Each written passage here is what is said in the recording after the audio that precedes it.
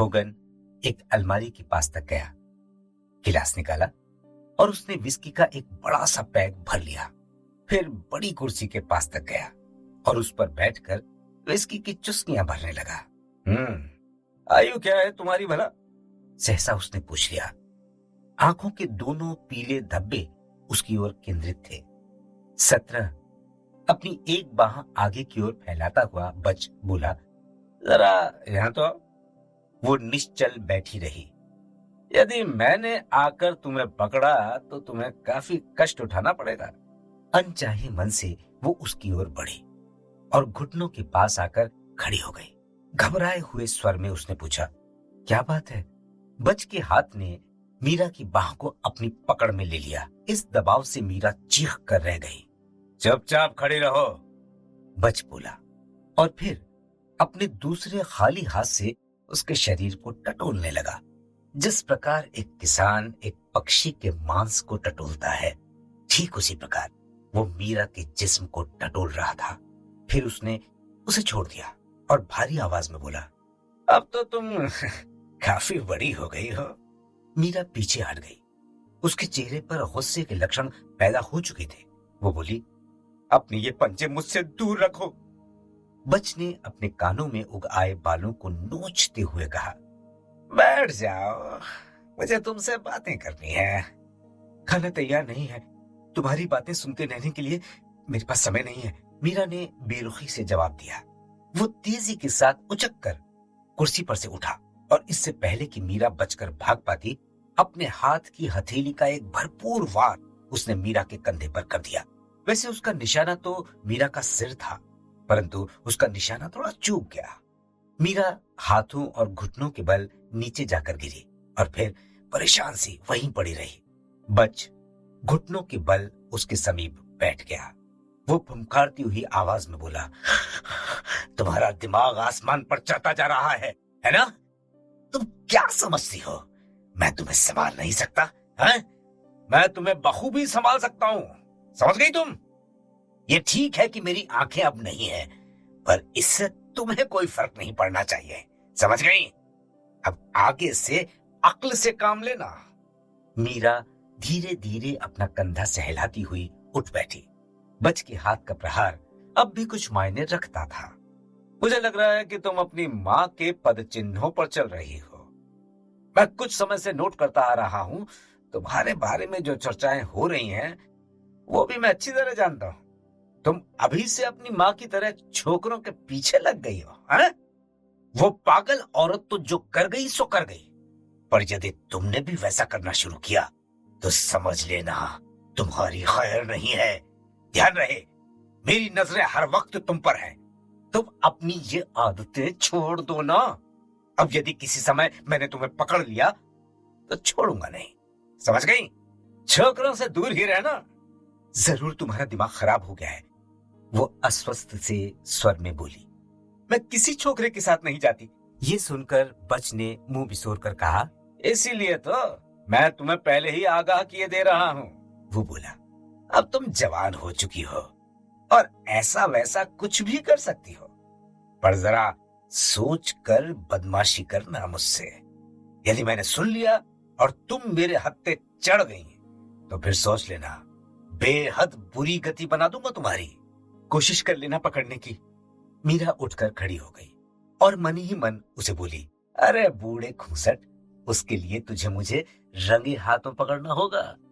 पर वो जुबान से कुछ नहीं बोली। वो दरवाजे की ओर मुड़ी, पर बच ने लपक कर उसे फिर पकड़ लिया। मैंने कहा था ना, तुम्हें याद है ना? वो क्रूर स्वर में बोला।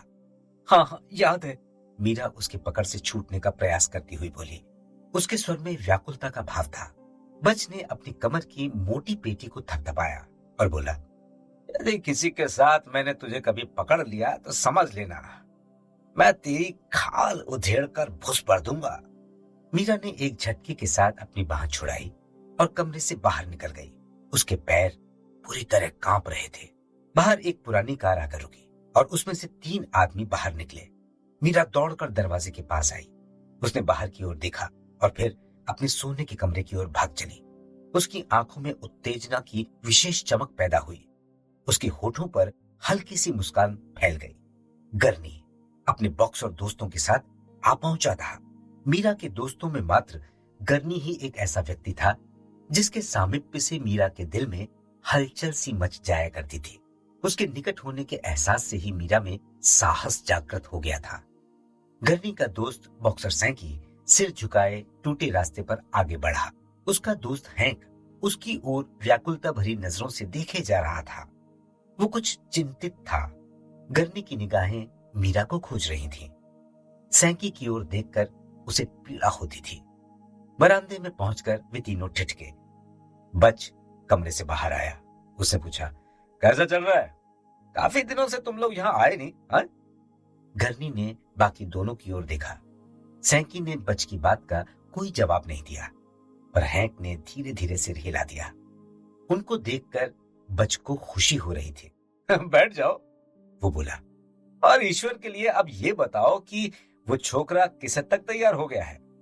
बाकी दोनों ने बैठने के लिए कुर्सियां खींची तो उस आवाज का लाठा उठाता हुआ गरनी धीरे से अंदर घुस गया। उसे मीरा के बारे में मालूम था। उसने दरवाजा खोला और अपना सिर अंदर डालकर झांकने लगा। मीरा अपने होठों पर लिपस्टिक लगा रही थी। उसने केवल ब्रा और सफेद पायजामा पहन रखा था। गरनी के प्रतिबिंब को दर्पण में देखते ही वो एक झटके के साथ मुड़ी और उसकी ओर देखा। बाहर निकलो। तो अंदर कैसे घुसे? वो तेज स्वर में बोली। गरनी को अपना मुंह सूखता सा महसूस हुआ। वो अंदर घुस आया और दरवाजा बंद करके वहीं पीठ सटाकर खड़ा हो गया। गरनी एक विशाल काय व्यक्ति था। उसकी नाक लंबी थी और आगे की ओर मुड़ी हुई थी। उसकी आंखें हमेशा अस्थिर रहती थीं। वो हमेशा भड़कीले कपड़े पहनता था। आमतौर पर काले सूट पर पीली या लाल धारियां होती थीं। अपने विचार में उसके कपड़े सबसे अच्छे होते थे। सहसा मीरा व्याकुल दिखाई देने लगी।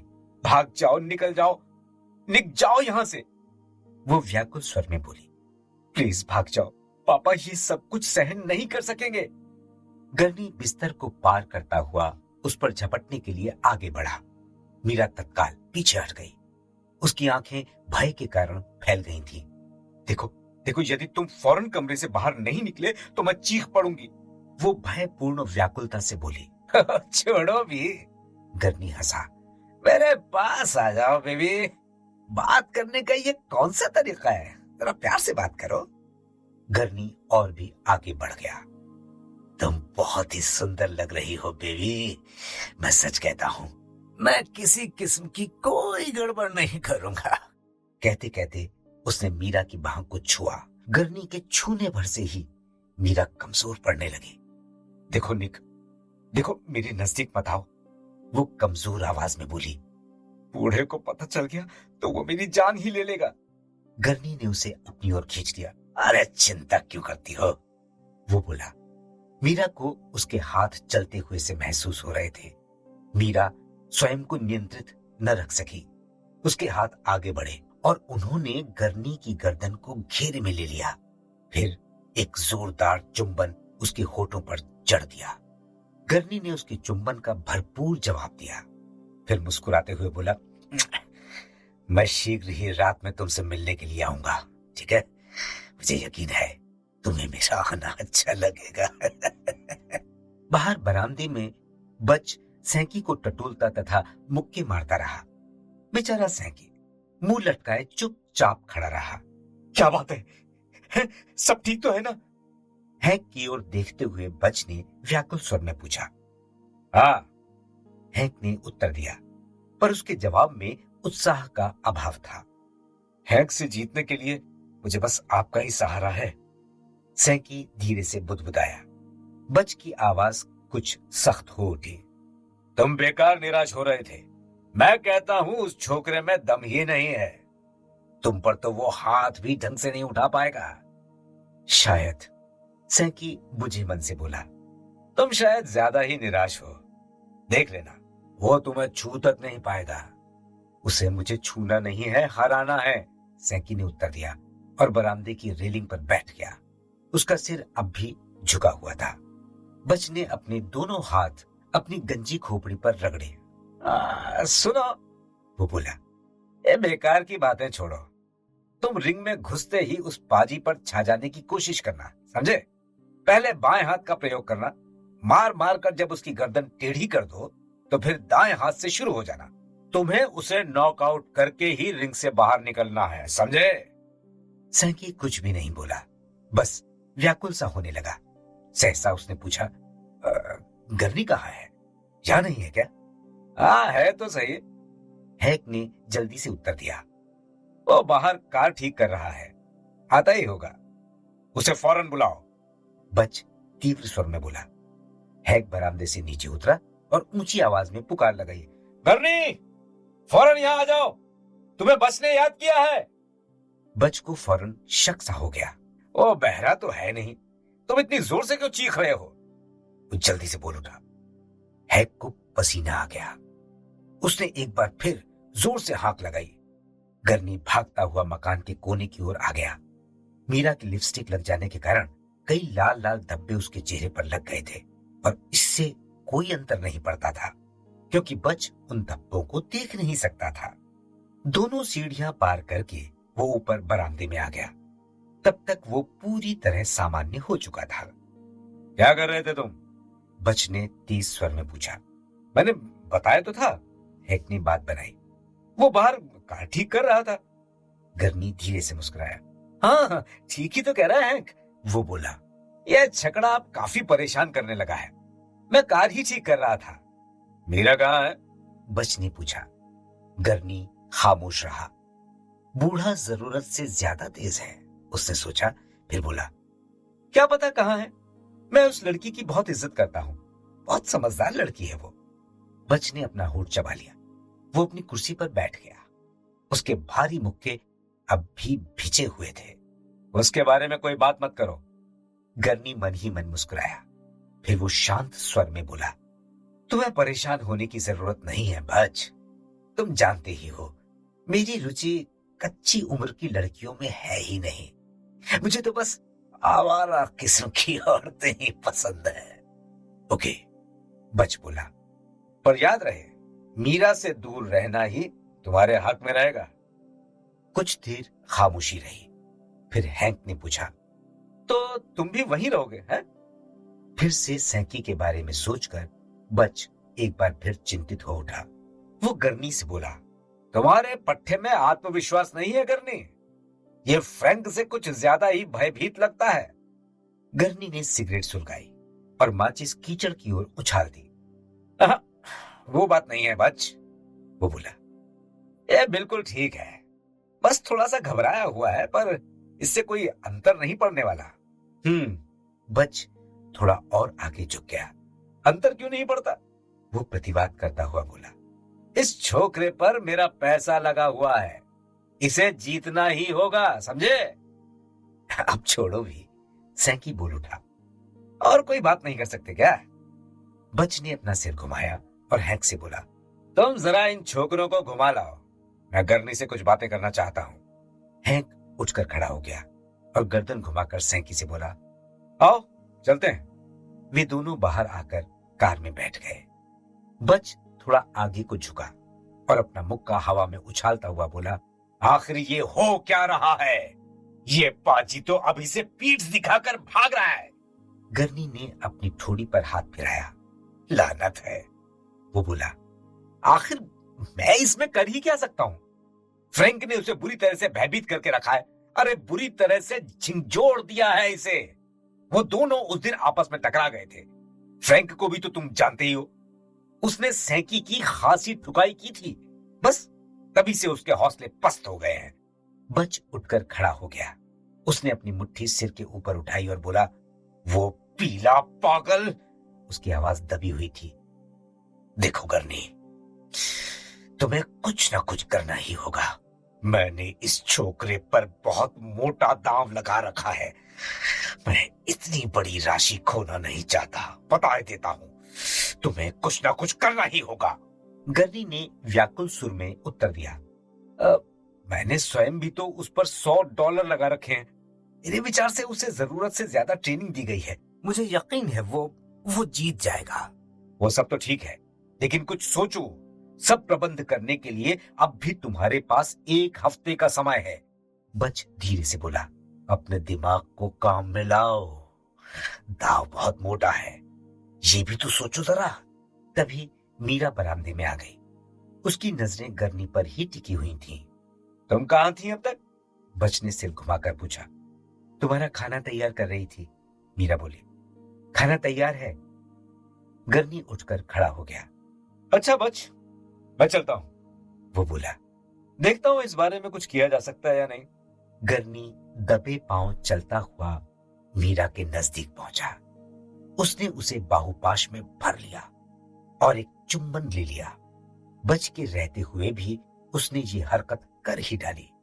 मीरा उसे रोकने का साहस नहीं कर सकती थी, क्योंकि आवाज से बच सचेत हो सकता था। वो भय से पीली पड़ गई। गरनी ने उसे संभाला। तुम क्या कर रहे हो? बच ने पूछा और फिर कान लगाकर सुनने की चेष्टा करने लगा।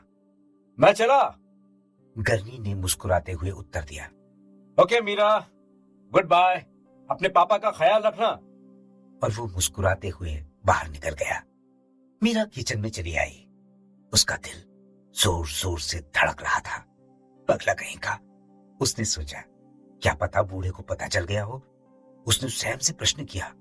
वो बूढ़े से बहुत भयभीत रहती थी। उस गंदे से किचन में अपनी बाहों से अपने वक्ष को भींचे, आंखें बंद किए बड़ी देर तक वो गरनी के बारे में सोचती रही। फिर धीरे धीरे सामान्य होने लगी। शीघ्र ही डिल्लन ने अभी के स्टोर का कामकाज संभाल लिया। सारा शहर डिल्लन में दिलचस्पी लेने लगा। अभी ने महसूस किया कि डिल्लन के आने के बाद उसके व्यापार में प्रगति होनी शुरू हो गई है। औरतें उसको देखने के लिए आया करती हैं। उन्होंने वॉलकॉट के बारे में सुन रखा था। जो आदमी इतना तेज प्रहार कर सकता था, उसमें असीम शक्ति होनी चाहिए। और इस शहर की औरतें ऐसे लोगों की दीवानी होती थीं, जिनमें सारी असीम शक्तियां भरी हुई होती हैं। परंतु जब भी औरतें डिल्लन की ओर देखती थीं, उन्हें निराशा ही हाथ लगती थी। उन्हें ये उम्मीद होती थी कि ऐसे शक्तिशाली मनुष्य का व्यक्तित्व भी शानदार होगा। वे उसमें क्लार्क लेवल की कल्पना करती थीं। पर डिल्लन के मिट्टी से चेहरे और भाव रहित आंखें देखकर उन्हें निराश होना पड़ता था। वे आपस में कानाफूसी करने लगती थीं। क्या ये वही आदमी है जिसने वॉलकॉट जैसे आदमी को धूल चटाई थी? उन्हें तसल्ली नहीं होती थी और वे बार बार एक नजर और देखने के विचार से स्टोर में आ जाया करती थी। शहर के लोगों को यकीन नहीं आता था, भला वॉलकॉट जैसा बदमाश आदमी, उसे धूल चटाना कोई आसान काम है क्या?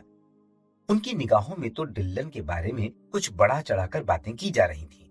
कहां वॉलकॉट जैसा बदमाश और कहां डिल्लन जैसा मरियल बेकार आदमी। उस समय गरनी सैलून में दाखिल हुआ तो सब लोग डिल्लन के बारे में ही बातें कर रहे थे। गरनी के आते ही सब खामोश हो गए। गरनी जहां कहीं भी जाता था, सब लोग उससे एक ही सवाल पूछते थे, सैंकी की तैयारी कैसी चल रही है? फ्रीडमैन आगे बढ़ा। वो बोला, सुनाओ निक, क्या पीना पसंद करोगे? गरनी को ऐसी बातें सुनने का अभ्यास था। वो फ्रीडमैन को पहचान नहीं पाया, पर इससे क्या फर्क पड़ता था? उसे तो मुफ्त शराब पीने को मिल रही थी। वो बोला, राई, सिर्फ राई। जॉर्ज काउंटर के पास भागता भागता हुआ पहुंचा और बोतल तथा गिलास गरनी के पास रख दिए। फ्रीडमैन ने पूछा, कैसी तैयारी है तुम्हारे पट्टे की? गरनी ने एक पैक भरा और अपने गले के नीचे उतारने के बाद बोला, फर्स्ट क्लास, वो बिल्कुल तैयार है। मैंने उस पर काफी मोटा दाम लगा रखा है, फ्रीडमैन ने बताया। मेरी इच्छा है कि वो जरूर जीते। वो जरूर जीतेगा, गरनी राई सिप करते हुए बोला। तब तक विल्सन भी उन दोनों के पास पहुंच चुका था। वो बोला, फ्रैंक भी बुरा मुक्केबाज नहीं है। मुझे लगता है कि इस बार फ्रैंक ही जीतेगा। मैंने तो उसी पे दाव लगाया है। गरनी ने उसकी ओर देखा। हाँ, किसी ना किसी ने तो मुझ पर भी दाव लगाना ही था।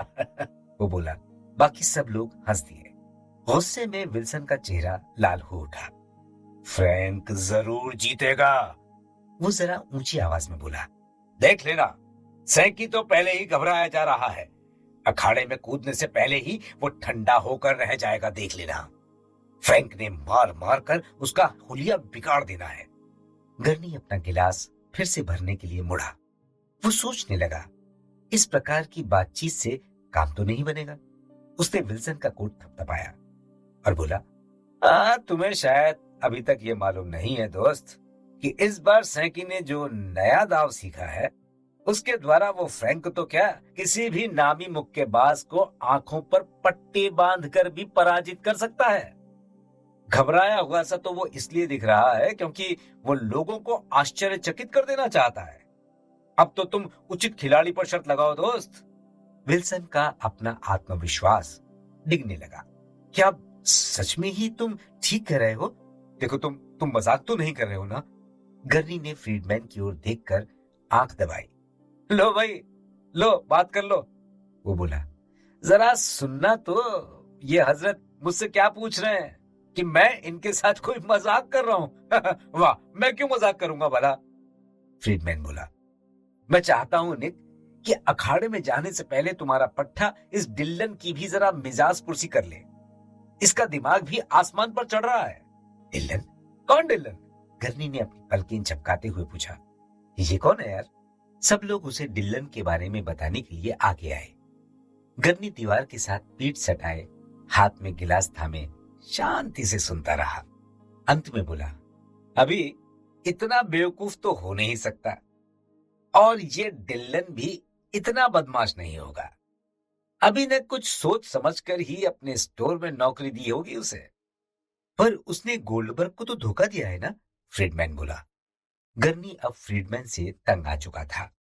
उसने अपना कोट ठीक किया और फिर काउंटर पर झुककर सामने वाली दीवार में लगे शीशे में देखकर अपना हेड ठीक किया। ठीक है, वो बोला, मैं अभी से मिलने जा रहा हूं। एक नजर उस बदमाश डिल्लन पर भी डाल लूंगा। फ्रीडमैन ने दांत चमकाए। जरूर जरूर, वो बोला। वो गर्नी से दुश्मनी मोल लेना नहीं चाहता था। गर्नी गली पार करके स्टोर में दाखिल हुआ। इस समय ग्राहकों की भीड़ नहीं थी। काउंटर के पीछे से डिल्लन उठकर खड़ा हो गया। उसने अपने दोनों हाथ काउंटर पर रख दिए। काउंटर के दोनों सिरों पर टिन के डिब्बों के मीनार से चुने हुए रखे थे। डिल्लन ने अभी का सूट पहन रखा था, जो उसे लगभग फिट ही था। उसने शेव भी भली भांति बनाई हुई थी। कुछ दिन पहले जब बुरी हालत में इस शहर में दाखिल हुआ था, तो उसके मुकाबले में आज वो काफी भिन्न दिखाई दे रहा था। उसने शक भरी दृष्टि से गर्नी की ओर देखा। उसकी निगाहें देखकर गर्नी सोचने पर मजबूर हो गया कि वास्तव में ही डिल्लन एक कठोर व्यक्ति था। अभी नहीं है क्या? उसने पूछा। डिल्लन ने सिर हिलाया और संक्षिप्त सा जवाब दिया, बाहर गया है। ओह, ये तो बुरा हुआ, मैं अभी से बात करना चाहता था, गर्नी ने कहा। डिल्लन की ओर देखकर वो कुछ नर्वस सा होने लगा था। कुछ क्षण की खामोशी के बाद उसने फिर कहा, काफी समय बाद लौटेगा क्या? हो सकता है। कहते कहते डिल्लन पीछे हटने लगा। गर्नी ने सोचा इसे कुछ और कुरेदना चाहिए, इसलिए उसने पूछा, तुम शायद यहाँ नए नए आए हो, है ना? डिल्लन ने अपनी बाह खुजलाई। उसकी बात का उत्तर न देकर उसने पूछा, तुम ही वो आदमी हो ना जो सैकी की देखभाल करते थे? गर्नी ने कुछ गर्व सा महसूस किया। हाँ, वो बोला, मैं ही उसकी देखभाल करता रहा हूं। उस छोकरे को हो क्या है? क्या मतलब? क्या हो गया? उसे कुछ भी तो नहीं हुआ है, गर्नी ने अचकचाते हुए कहा। तुम नहीं जानते। अरे खूब जानते हो, वो बेचारा तो पीला पड़ता जा रहा है। आखिर किस बात की चिंता है उसे जो खाई जा रही है? गर्नी असमंजस पूर्ण मुद्रा में खड़ा रहा, फिर बोला, देखो, इस प्रकार की बातें मुझे अच्छी नहीं लगती हैं। डिल्लन काउंटर के पीछे से थोड़ा और आगे झुकाया। मुझ पर रौब डालने की कोशिश मत करना। मुझे बताओ, उसे होता क्या जा रहा है? गर्नी एक बार फिर अस्वस्थ सा उठा। डिल्लन के व्यक्तित्व से झलकती हिंसा और खतरनाक शक्ति उसे प्रभावित किए दे रही थी। फ्रैंक ने उसे बुरी तरह से भयभीत करके रखा है, आखिरकार उसने उत्तर दिया। डिल्लन ने सहमति में सिर हिलाया। हाँ, क्या वो जीत पाएगा? उसने पूछा। सैंकी? ओह, मेरे विचार से तो वो नहीं जीत पाएगा, गर्नी ने गुस्से भरे स्वर में उत्तर दिया। मैंने उस छोकरे पर काफी मोटी रकम दांव पर लगा रखी है। डिल्लन उसे गौर से देखता हुआ बोला, मेरे विचार से मैं इस मुक्केबाजी को संभाल सकता हूं। तुम संभाल सकते हो? गरनी ने अविश्वास भरे स्वर में कहा। निसंदेह, क्यों नहीं? डिल्लन दरवाजे के पास तक आ गया। उसने बाहर गली में झांका, फिर वापस उसी जगह पर आ पहुंचा। इस प्रकार की कुश्ती संभालने के बारे में तुम क्या सोचते हो? गरनी ने अविश्वास भरे स्वर में पूछा। बहुत कुछ, डिल्लन ने उत्तर दिया। फिर थोड़ी देर खामोशी और उसके बाद उसने कहा, मैं फिर से दौलत कमाने के साधन की तलाश में हूं। गरनी की दिलचस्पी एकदम बढ़ गई। मान लो आज रात तुम आकर बच से मिलो तो कैसा रहेगा? मेरे विचार से बच हॉगन से बात कर लेना तुम्हारे लिए अच्छा रहेगा। ज्यादा अच्छा रहेगा इस बारे में। हॉगन? डिल्लन ने क्षण भर विचार करने के बाद कहा। हॉगन वही है ना, वही वो बूढ़ा पुराना बॉक्सिंग चैंपियन? हाँ हाँ, बिल्कुल वही। वो शहर के बाहर ही रहता है। वो अंधा हो चुका है बेचारा। ओह, वाकई बेचारा। किसी जमाने में उसके नाम का डंका बजा करता था। तुम चाहोगे? विचार तो नहीं है। अच्छा, और भी कोई ऐसा व्यक्ति है जिसे सैंकी की जीत में रुचि हो? हाँ, हैक है ना, उसका ट्रेनर, और फिर उसका मैनेजर अल मॉर्गन भी है। ये दोनों आदमी सैंकी की जीत में रुचि रखते हैं। उन दोनों को भी वहां पहुंचने के लिए कहो। और हाँ, सैंकी को मत लाना। वो इस चक्कर से अलग ही रहे तो ज्यादा अच्छा है। ठीक है, गरनी ने कहा। मैं रात को तुम्हें ले जाऊंगा। गरनी ने इनकार में सिर हिलाया। मेरी चिंता मत करो, मैं खुद ही वहां पहुंच जाऊंगा। स्टोर के बीचों बीच असमंजस में डूबे गरनी को वहीं खड़ा छोड़कर डिल्लन काउंटर के पीछे चला गया। थोड़ी देर बाद गरनी भी बाहर निकलकर धूप में आ गया। डिल्लन ने उसे बुरी तरह झंझोड़ कर रख दिया था। इतना तो वो समझ ही गया था कि डिल्लन नामक यह आदमी कोई साधारण बदमाश नहीं था। इससे गरनी थोड़ा भयभीत सा हो गया था। वो डिल्लन के बारे में सोचने में इतना व्यस्त था कि सामने से आती हुई मीरा हॉगन की ओर उसका ध्यान ही नहीं गया। मीरा ने अपनी चाल तेज कर दी। इससे पहले कि वो गरनी को आवाज दे पाती, गरनी कार में बैठकर आगे बढ़ चुका था। मीरा को इस बात की खुशी थी कि गरनी ने उसे नहीं देखा था। कपड़े पहनने में उसने आज विशेष सावधानी से काम लिया था। उसने अपना फूलों वाला लिबास खूब अच्छी तरह से धोकर उसे प्रेस किया था। सूत का वो लिबास थोड़ा सिकुड़ जरूर गया था, पर लाइट पोशाक में मीरा हॉगन की सुंदरता और भी ज्यादा निखर उठती है। उसके घने काले बाल धूप में चमक रहे थे और गर्दन तक झूल रहे थे। नकली रेशम की जुराबें भी प्रेस किए जाने के कारण साफ दिख रही थीं और जूते भी चमक रहे थे। मीरा डिल्लन को देखने के इरादे से इस ओर आई थी। जिस दिन डिल्लन शहर में आया था, मीरा को उसके बारे में मालूम हो गया था। वो जानता था अब तक उसे देखने नहीं आई थी। वो चाहती थी कि पहले शहर की तमाम औरतें उसे देख लें, फिर वो उसे अपनी झलक दिखाएगी। गली में आगे बढ़ते हुए वो महसूस कर रही थी कि वो लोगों की निगाहों के आकर्षण का केंद्र बनी हुई थी। लोग मुड़ मुड़ के उसकी ओर देख रहे थे। उसका विचार था कि वो डिल्लन को भी बुरी तरह से प्रभावित कर लेगी। वो लकड़ी के फर्श पर अपनी एड़ियां ठकठकाती हुई स्टोर में प्रविष्ट हुई। दरवाजे में से अंदर आते हुए कुछ क्षण के लिए वो एक तेज रोशनी से नीचे ठिठकी, फिर धीरे से गर्दन घुमाकर देखा। ये उसकी एक कामयाब अदा थी जिसे वो कई बार प्रयोग में ला चुकी थी। अपने पतले लिबास में इस समय वो काफी कुछ दर्शा रहे थे। डिल्लन ने नजरें उठाकर उसकी ओर देखा और बोला, रोशनी के हॉल से बाहर आ जाओ बेबी।